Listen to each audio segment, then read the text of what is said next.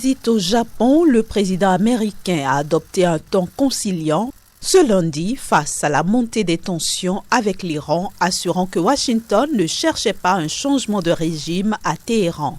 Donald Trump s'est montré optimiste quant aux intentions de la Corée du Nord, vantant l'intelligence de son dirigeant Kim Jong-un. Je connais tant de personnes d'Iran. Ils sont des gens bien. Il a une chance de devenir un grand pays avec la même gouvernance. Nous ne cherchons pas un changement de régime. Et je ne cherche pas du tout à nuire à l'Iran. Je cherche à ce que l'Iran dise pas d'armes nucléaires. Nous avons assez de problèmes dans ce monde avec les armes nucléaires. Pas d'armes nucléaires pour l'Iran. Et je pense que nous parviendrons à un accord. Je pense que l'Iran, encore une fois, je pense que l'Iran a un potentiel économique phénoménal.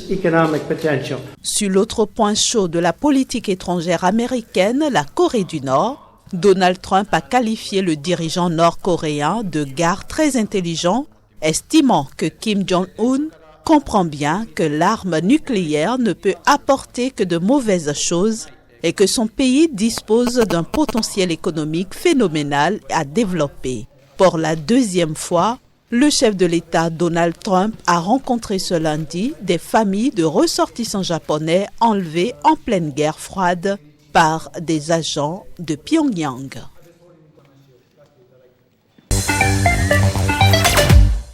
La priorité aujourd'hui est d'aller vers un dialogue productif qui permette de sortir notre pays de la crise, assurant ainsi la voie vers la tenue des prochaines élections dans les plus brefs délais possibles, loin des périodes de transition aux conséquences incertaines, a déclaré le général Ahmed Gaïd Salah, devenu de facto le véritable homme fort du pays depuis la démission le 2 avril du président Abdelaziz Bouteflika. Le général Gaïd Salah défendait jusqu'ici comme seule voie de sortie de crise la solution constitutionnelle passant par la présidentielle annoncée pour le 4 juillet.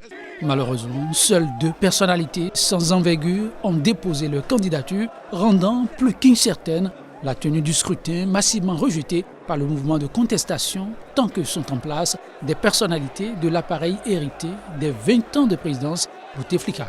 Celles-ci sont jugées incapables de garantir un scrutin libre et équitable et les manifestants réclament la mise en place d'institutions de transition ad hoc pour réformer profondément le système politique.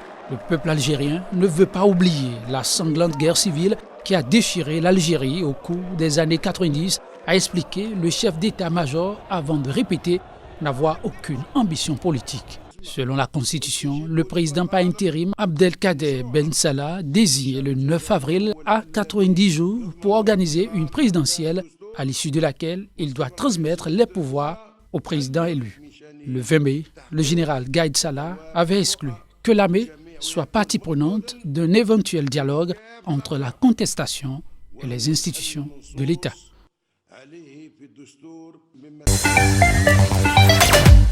Nabil Karoui avait été très actif dans la campagne de 2014 du président actuel Béji Caïd Essebsi, 92 ans, et qui a indiqué ne pas souhaiter se représenter. Personnalité controversée, Karoui, un quinquagénaire, est accusé par le régulateur des médias tunisiens et certains hommes politiques de se servir de Nesma TV pour nourrir des ambitions politiques. Après s'être éloigné du parti présidentiel Ninda Tounes, il s'est lancé ces 3 dernières années dans des campagnes de charité à grand renfort de publicité sous l'œil des caméras.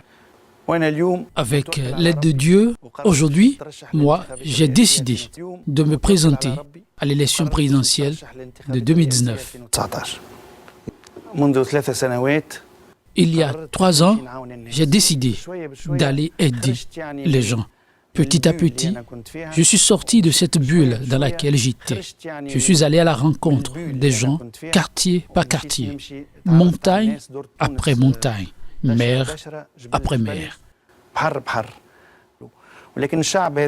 Ce peuple n'est ni écouté, ni vu. Et moi, avec mes déplacements, je l'ai vu. Je l'ai rencontré. Je me suis rapproché des gens. J'ai senti les gens. J'ai ressenti leur douleur. J'ai essayé de les aider.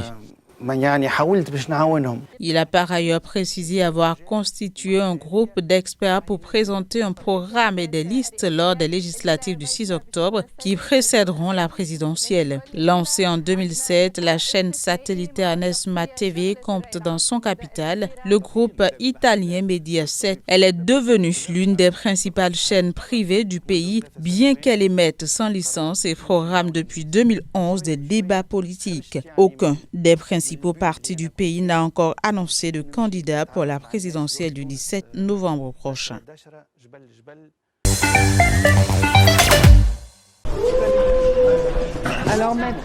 Il s'agit d'une victoire importante pour les aînés Hallyday qui réclament leur part d'héritage depuis plus d'1 an alors que leur père a légué l'ensemble de sa fortune à sa dernière épouse et leurs 2 filles. Le tribunal de Nanterre, en banlieue parisienne, a jugé que la résidence habituelle de Jean-Philippe Smet, vrai nom de Johnny Hallyday, est en France et non aux États-Unis.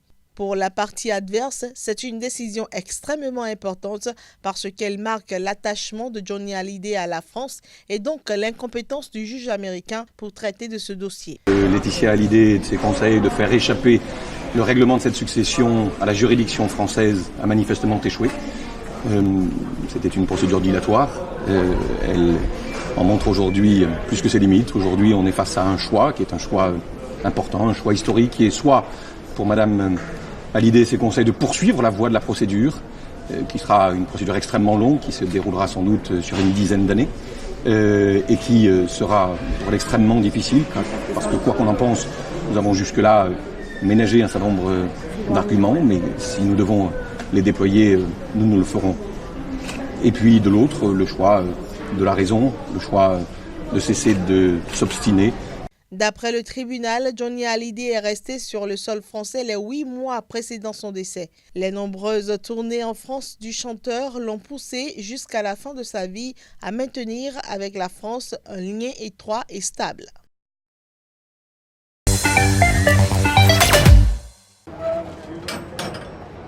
Les chiffres officiels indiquent que les importations de plastique par la Malaisie ont triplé depuis 2016 à 870 000 tonnes l'an passé. La Chine a longtemps accepté les déchets plastiques du monde entier avant de cesser soudainement l'an dernier, citant des préoccupations environnementales. À en croire le Fonds mondial pour la nature, 300 millions de tonnes de plastique environ sont produites chaque année et l'essentiel finit dans des décharges ou dans les océans, ce qui génère une pollution que la communauté internationale est actuellement incapable de gérer. Un total de 3000 tonnes de déchets plastiques dans 60 conteneurs devrait être renvoyé une fois que les conteneurs seront complètement inspectés. Nous sommes ici pour demander aux pays développés de revoir aussi leur gestion des déchets plastiques et d'arrêter surtout d'envoyer les poubelles vers les pays en développement. S'ils les envoient vers la Malaisie, nous les leur retournerons sans pitié. On voit aussi des Malaisiens qui, en fait, importent les ordures vers la Malaisie. Ce sont des traites à la durabilité du pays. Et c'est pourquoi ils doivent être arrêtés et envoyés devant la justice.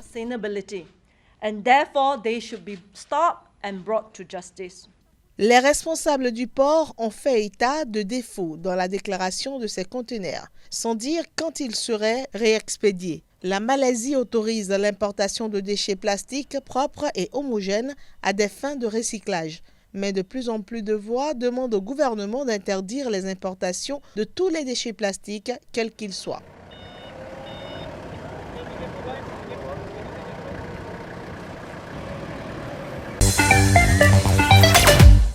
Peter Mutharika, dans son discours, a tenu à féliciter les candidats malheureux qui ont participé aux élections passées et les a conviés à accepter qu'il y a seulement un vainqueur. C'était lors d'une cérémonie organisée au lendemain de l'annonce de sa victoire. L'homme a obtenu 38,57% des suffrages devant son principal rival, Lazarus Chakwera, avec 35,41% des voix selon les chiffres de la commission électorale. Son challenger a dénoncé des irrégularités lors du dépouillement des élections présidentielles et législatives du 21 mai. Il n'avait toujours pas réagi mardi à l'annonce de la victoire du chef de l'État au pouvoir depuis 2014.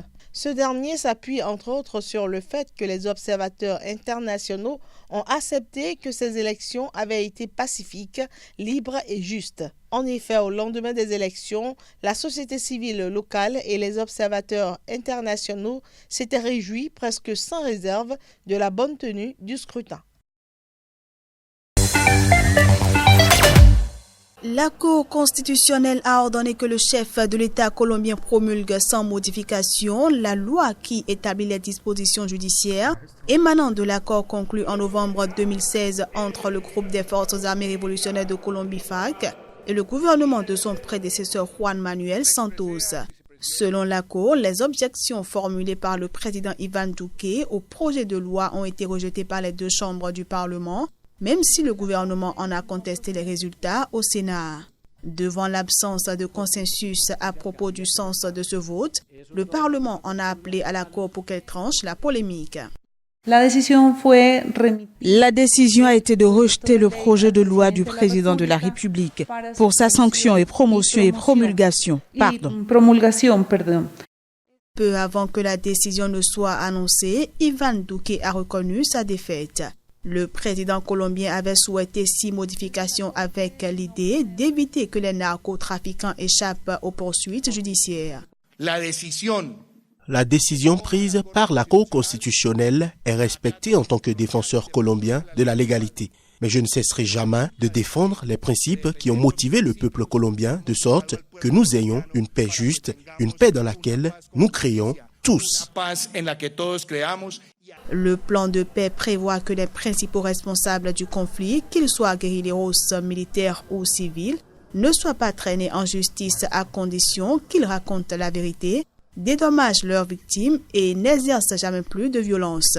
Il prévoit toutefois aussi jusqu'à 20 ans de prison pour ceux qui ne respecteraient pas cela. Le groupe de guérilla, devenu parti politique sous le nom de Force alternative révolutionnaire commune, a salué la décision des magistrats.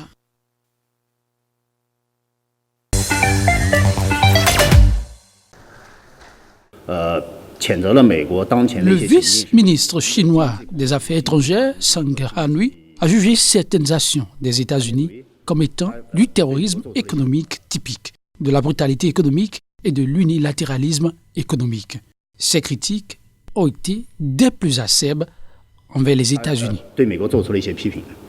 La Chine s'oppose résolument à ce recours systématique aux sanctions commerciales, aux droits de douane et au protectionnisme. Pour elle, cette instigation préméditée d'un conflit commercial constitue un terrorisme économique, du chauvinisme économique et du harcèlement économique à l'état pur.